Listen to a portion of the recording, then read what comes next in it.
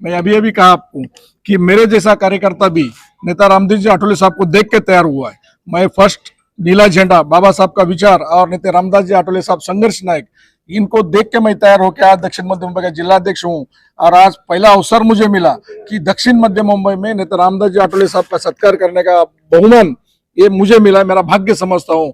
और आने वाले 5 साल में दक्षिण मध्य Mumbai Republic party of India नेता रामदास जी आठवले साहब का झंडा ऊपर होएगा। नगर सेवक और आमदार जरूर हम लोग लाएंगे। जिस तरह से आज उनको 3 बार चुना गया है और उन्होंने कहा कि कोई पद मिलता नहीं है, संघर्ष करके लेना पड़ता है। जितने हमारे कार्यकर्ता संघर्षशील हैं और संघर्ष करेंगे तो आने वाले दिनों में और सारे पद हमारे, चाहे वो नगर सेवक हो, चाहे वो आमदार की हो, चाहे विधानसभा हो, चाहे लोकसभा हो, हम ला सकते हैं। कैसे देखते हैं आप इसको? कि हमारा थोड़ा सा बीच में ऐसा देखने जाएंगे, पदाधिकारी को जो डिसॉल्व किया है वो इसी के कारण किया है। जूने पदाधिकारी 30 साल से 35 साल से एक ही पद पे थे और नीचे लोगों में जाने में हम लोग कहीं पे कम पड़ गए। इसीलिए हमारा ताकत हम लोग दक्षिण मध्य की ओर से मैं बोलता हूँ कि लोगों में जाने में हमको इधर कम पड़ गए, इसलिए हमें टिकट में थोड़ा सा 2 कदम पीछे आना पड़ा। मगर 2 कदम पीछे आके अगर जब उड़ी मारेगा तो उड़ी लंबी जाती है, और ये सोच के हम लोग आगे का काम कर रहे हैं।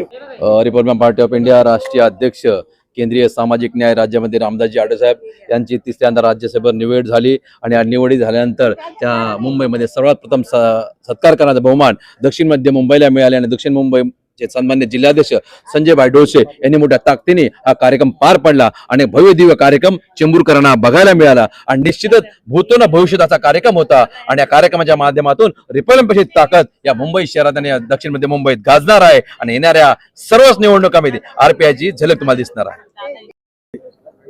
सामाजिक न्याय मंत्री म्हणून 3ऱ्यांदा त्यांना मंत्रीपद केंद्र सरकारचं मिळालेलं आहे। हे संपूर्ण आंबेडकरी समाजासाठी, बौद्ध समाजासाठी मोठं घोषणीय आहे। बाबासाहेबांना आणि सर्वच महापुरुषांना नेहमी असं वाटत असते की सत्तेमध्ये आपण असलो पाहिजे। सत्ता मानवी समाजामध्ये मोठी महत्त्वाची शक्ती असते। ती अनेक माणसाच्या सुख शांतीसाठी कार्यरत असते आणि म्हणून आपल्या बाबासाहेबांच्या आंबेडकरी समाजाचा एक खंबीर नेता म्हणून आज आठवले साहेबांची ओळख आहे। ते तळागाळात जातात, फिरतात, लोकांमध्ये जातात, आपल्या कार्यकर्त्यांच्या आणि लोकांच्या सुख दुःखामध्ये ते सहभागी होत असतात।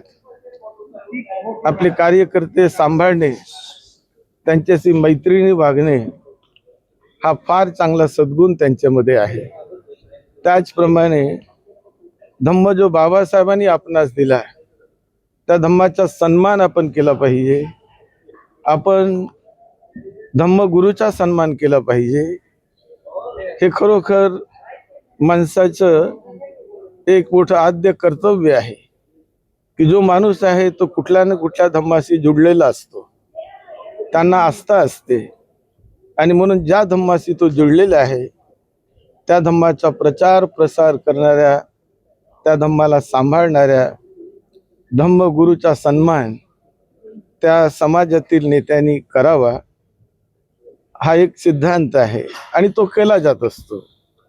आज खरोखर बाबासाहेब जर असते तर बाबासाहेबांना मोठा आनंद वाटला असता की मी जो धम्म दिला आणि त्या धम्माचे त्या मार्गाने चालून आज आमचे भिक्षू सामान्य कुटुंबातून येऊन PhD करतात, उच्च शिक्षण घेतात, उच्च शिक्षण घेऊन ते समाजाची सेवा करतात, उच्च शिक्षण घेऊन ते बुद्धवाणीला सर्वत्र पसरवतात।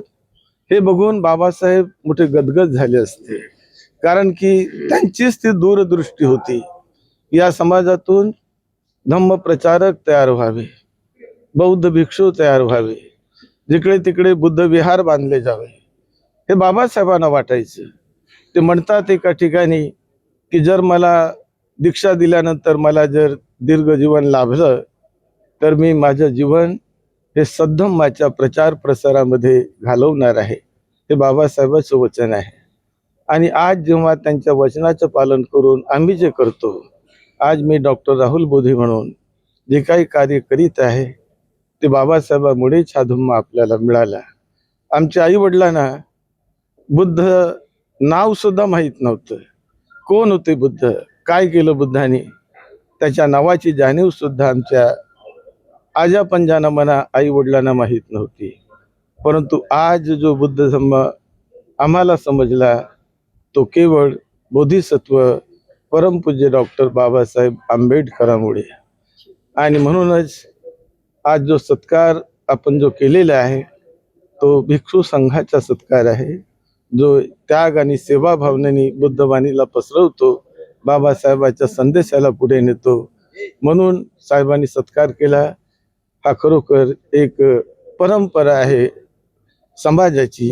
कुठल्याही धर्मात बघा, त्या धर्मातील नेते त्या धर्माच्या धर्मगुरूचा सन्मान सत्कार करतात. आणि आठवले साहेबांनी हा इतिहास घडवला. फार मोठं